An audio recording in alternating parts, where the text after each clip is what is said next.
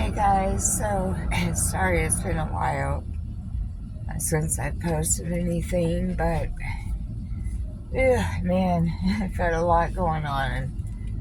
Um, just really struggling and trying to come to terms with a lot. But, you know, I really am trying my best, like, to get my story out so hopefully, I can help whoever watches while I'm still here. But um, I can't even remember where I got all my videos. I'm worn out. But anyhow, so when, taking care of my dad, and one thing that I was talking to someone about I think it was yesterday, is having to feel like you're a parent when you're a child, and kind of what that does to you. And it, number one, it makes you grow up way too fast, and then you're not actually able to enjoy the things that a small child should be enjoying, the healthy things. And that happened to me, unfortunately. But looking back, I'm grateful that I learned a lot from all of that, on as far as what I wanted to do, and be the kind of person I wanted to be.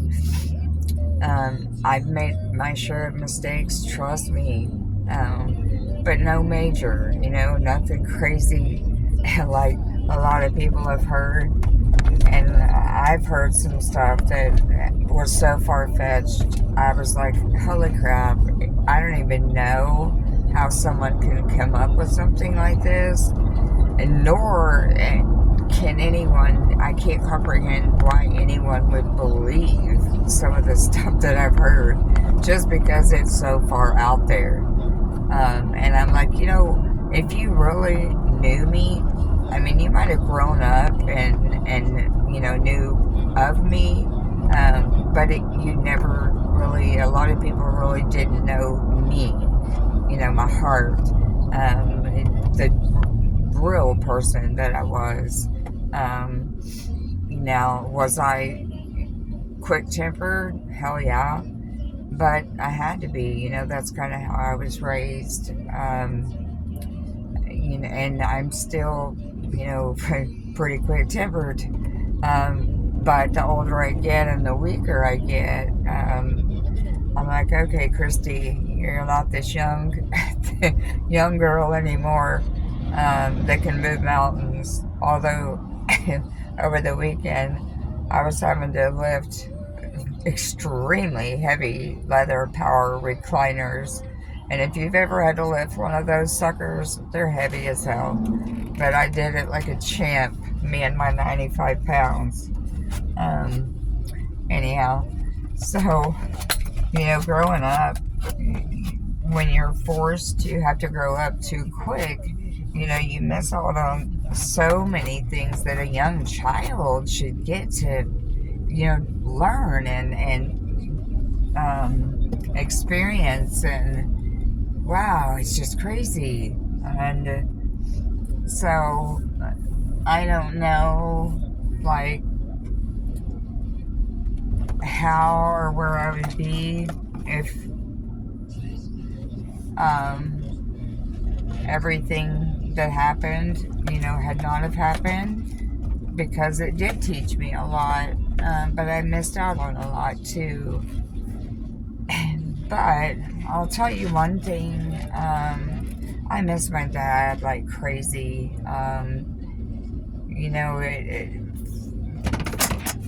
Filling my dad's head full of such bullshit, because I moved off, which, I loved it in Arkansas, I was in a bad marriage and a bad spot, and I was so mentally, emotionally, and physically beat down. And when you hit that point, you're numb, and you just, I don't even know, what kept me going. Well, I was going to school full time, still, because I went to school pretty much my whole life, and that was basically to keep my head, focused on something else. But, did what I grew up in, affect the relationships that I have been in? Yeah. And I've heard this, my whole life, and I studied psychology for many years in school. So, people that are raised by alcoholics or any type of addict, they naturally just attract addicts. And it's because, number one, we've either been enablers our entire life, and those addicts can see that in us, or maybe it's because we're just so beat down. I don't know. I don't know what it is that attracts them to us. My ex-husband was a meth addict, and I'm not even going to go there right now on that, but unfortunately, my youngest son is an addict, and man, that's killed me. He recently just got in trouble again after he just got out, and I have cried myself to sleep so many nights, because I spent years away from my best friend, because my youngest son was my best friend. And time away from my granddaughter that I should never have had taken from me. But because I didn't get along with this ex, which I know this is, well, it is about my life, but it's, I should be going back and, not flipping back and forth. But my son's ex did not like me. Now, she did.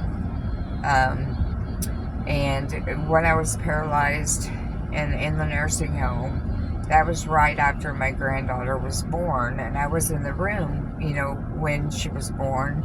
And I taught my son how to hold her. And man, that was the most precious gift ever.